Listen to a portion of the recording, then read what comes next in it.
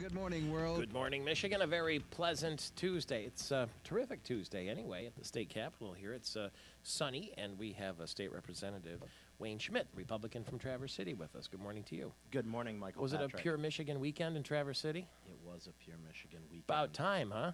It was gorgeous. Hopefully, what's the weather going to be like on Mackinac Island this week for the policy conference? I think it should be decent. Decent. I think it's going to be in the mid to upper 60s. Oh, good. Should have some sun.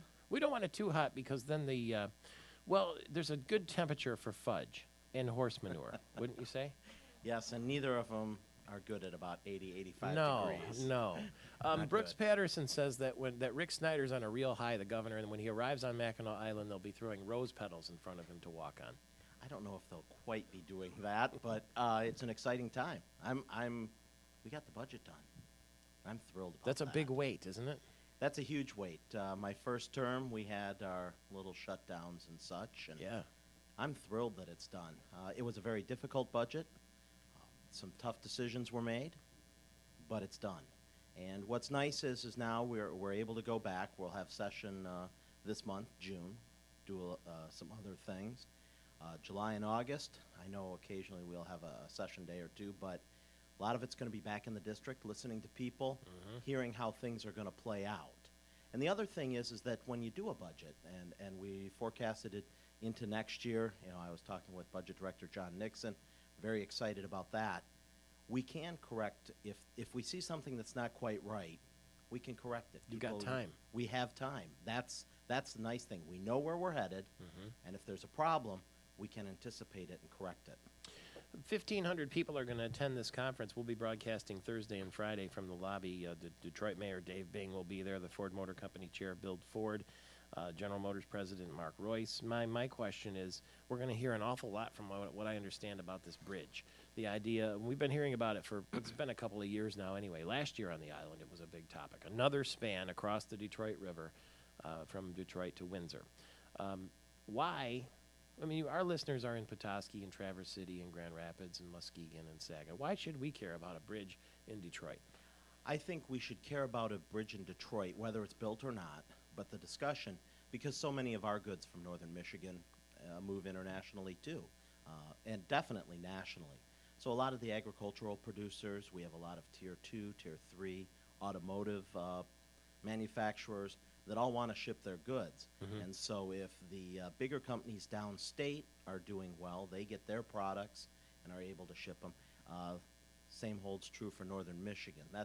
We all know that southern Michigan, southeastern in particular, really drives the economy. But of course now Grand Rapids and you start getting down, heading towards Nile and such and into the Indiana border, there's a lot more commerce. But people need to realize they can't just, Traverse City, Petoskey, northwestern lower Michigan just can't isolate itself.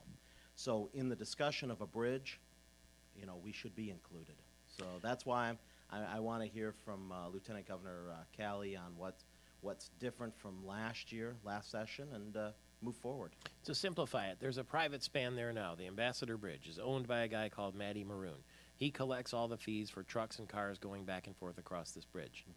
There is a movement to build a so-called public bridge, right? That would be owned by the government. Correct. A little bit, about a further mile south. Yes. And that would cost a huge amount of money. Some people say, how are you ever going to make that money up? But at the same time, it would also create jobs in building the bridge. Right, and it would also be a public-private partnership, is my understanding. Oh. So it would be public ownership, but it would be bid out for a contractor or some kind of consortium to build the bridge, to run the bridge. And if there were difficulties, and again, this is my understanding, I want to hear from Lieutenant Governor Calley on the new proposal, but that if for some reason that didn't operate, the state would get its half back. I mean, I understand that it's going to be an authority between the Canadian, Ontario officials and state of Michigan. We get our share of the bridge back and find another operator to run it. So Matty Maroon, the guy who owns the Ambassador Bridge, is saying, wait, I've already got a bridge, and you're going to put a serious dent in my business if you put a government bridge, so to speak, south of me. Well, he's also offered to do a second span. For himself. For himself there.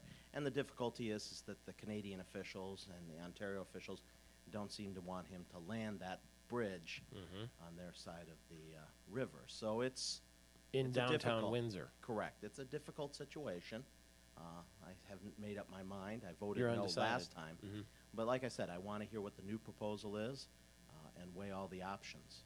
Do you think that President Obama, well, let's just put it this way. He went yesterday and he played golf. First, he went and laid a wreath at the Tomb of the Unknown Soldier. And then he went and played golf. Do you think that the President of the United States, and I'm not being hypocritical, Right. but I'm just saying, do you think that he should have gone to play golf on Memorial Day? You know, I haven't really thought about it. I don't even know what past presidents have done. Once Well, they've President laid the Bush wreath, quit playing golf altogether because he thought it sent the bad signal. So he didn't play at all during his term once 9/11 happened. I'm not saying that that's what Obama has to do. Right, But the no. question is, should he have done that? Should he have spent the whole day? We're a country at war. Should he have spent the whole day visiting, the families of service people or what have you? you know, that's a tough one. I think probably doing something lower key. But of course, anything the president does, regardless of who the president is broadcast. So, I mean, we could nitpick at it all day long.